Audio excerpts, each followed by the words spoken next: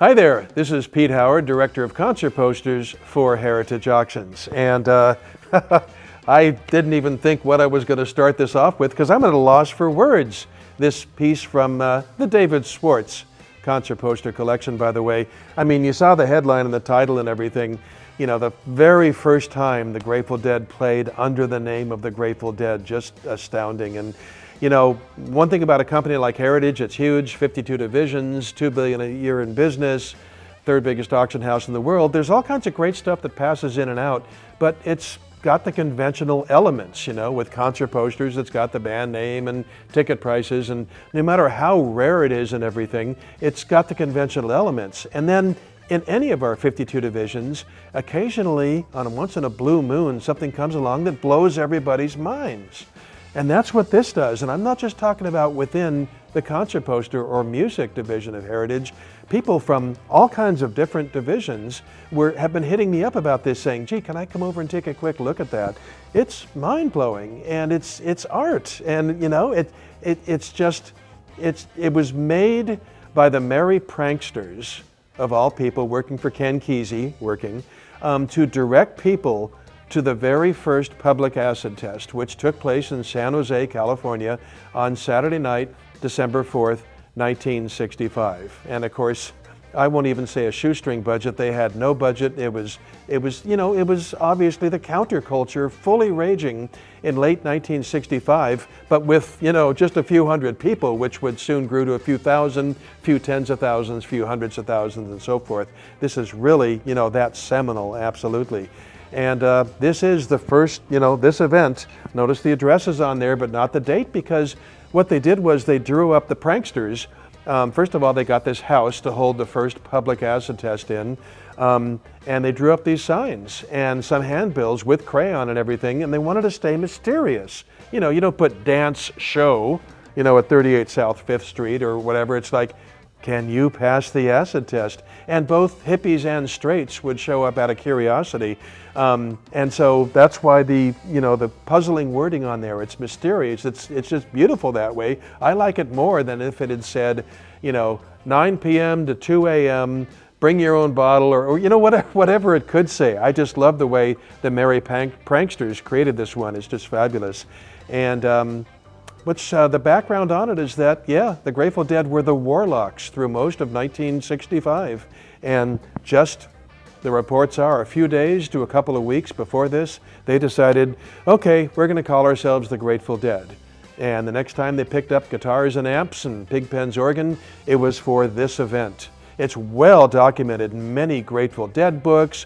Ken Kesey's Tom Wolfe's The Electric Kool-Aid Acid Test book. You know, it's the documentation is definitely out there, but this poster, this hand-drawn, unique poster, is absolutely, you know, the thing that got people, one of the things that got them to go to that house. So it's just super duper unbelievably important. Now, you're probably looking at it saying, anybody could pick up crayons and make a sign, you know. How do we know? Well, two sisters are the one who took this off a telephone pole and a handbill off the ground.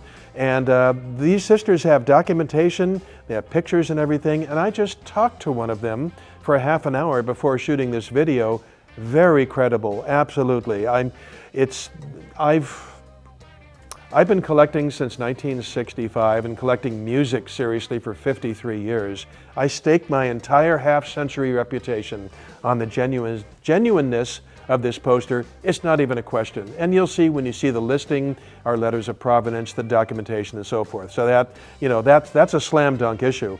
It's absolutely, you know, it's just amazing. I'm just so thrilled, you know, talking about it, getting all tongue-tied and everything. But what's really cool is that one of the two sisters was taking guitar lessons from Bob Weir there in San Francisco, or the Bay Area right there on the peninsula. And so this young Bob Weir was saying, yeah, I'm in a band called the Warlocks, you ought to come see us, you know, whether it be at a pizza parlor or whatever. And she and her sister started going to see the Warlocks, and they enjoyed the music. How's that for a connection? They're the ones who picked this poster up off the ground or off the telephone pole. And she told me, her name is Kathy, she told me, we were actually mad or unhappy that they changed their name to the Grateful Dead. That's my favorite line of the chat we had. Oh my gosh, to be so familiar with the Warlocks, you get ticked off when they change the name to the Grateful Dead. That's just, that shows they were disappointed that they're no longer the Warlocks, but, they were still good. So a phrase that's probably worn out in this hobby is get yourself a piece of music history. You see that on eBay for everything all the time. Well, guess what? That phrase, bam, right here was practically made for this. This is a piece of music history. You talk about the tagline for the Buddy Holly poster, "The Day the Music Died." Well, this is the day the music was born. In many ways, wasn't it? Psychedelic music, the Grateful Dead's long, strange trip, an incredible career to where they're still playing the Sphere in Las Vegas to this day. And here they were in a house with an estimated, by the way, 400 people. And among the attendees, by the way, were reportedly Bill Wyman, the bassist for the Stones. He didn't attend, but he said that Keith Richards and Brian Jones dropped by the house. And future Rolling Stone magazine publisher Jan Wenner has said he was in attendance as well. There are about 400 people, Tom Wolfe estimates in his book. But how did they draw these people? The Merry Pranksters they couldn't afford print advertising or something. Well, they got a house that was real close to the San Jose Civic Auditorium, and they hit up patrons as they left the two shows with this kind of marketing, if you will, including some smaller handbills, saying, hey, the house is a short walk away, just 3/4 of a mile. Come check out, see if you can pass the acid test. So the fortuitousness, or else the timing by the Merry Pranksters and Ken Kesey to do it adjacent to a Rolling Stone show was actually very fortuitous, and it got, as I said, close to, around estimated 400 patrons. Well, leave it to the world's best concert poster collection, the David Schwartz concert poster collection, to also have this in our April 18th auction. Can you believe this?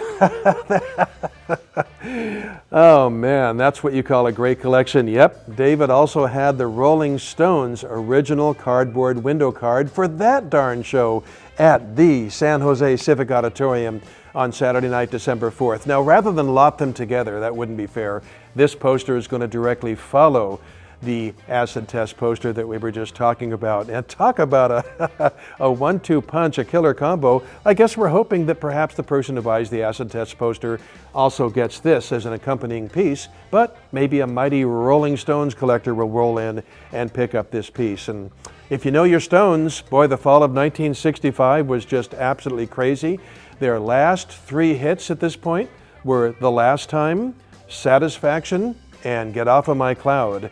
And their next 3 hits would be As Tears Go By, 19th Nervous Breakdown, and Paint It Black. Whoo, man, were they right in a sweet spot. Just amazing. And notice there are 2 shows. That actually made it perfect for the acid test marketing. They weren't, they had 2 chances at groups of people. The first one probably let out about, it came at 7 p.m., probably let out about 8:30. And the second one, as you can see, at 9:30, so maybe it let out at 11 p.m. or so. That's okay, the acid test went till 3 a.m. No problem. So what would you give to go back in time to be there? It's just so amazing. But, the Stones poster is just a total rarity in itself.